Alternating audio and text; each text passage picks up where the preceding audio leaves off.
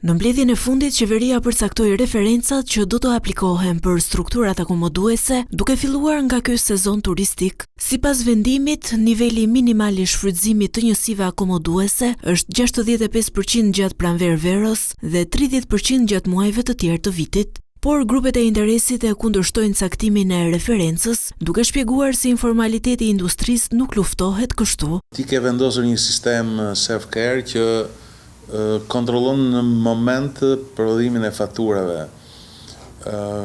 Ke një detyrim ligjor nga BE-ja që nga viti 2019, ligji Elan, që detyron motorët e shitjes të informojnë bashkitë apo zyrat e tatimeve për të gjithë xhiron e apartamenteve apo vilave që kalon nëpërmjet tyre subjekteve që ti nuk shet dot, po se nuk do jesh i publikuar në këto motor shitjes sot.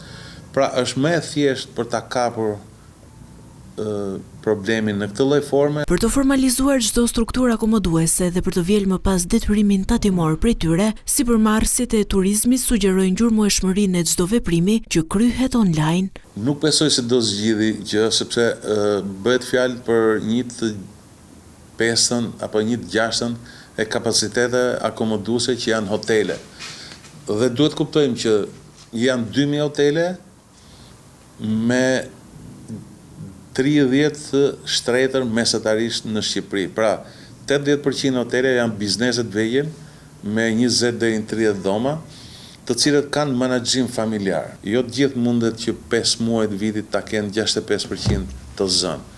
Nuk bëhet fjalë për korrikun dhe gushtin, që sigurisht do jenë të zënë.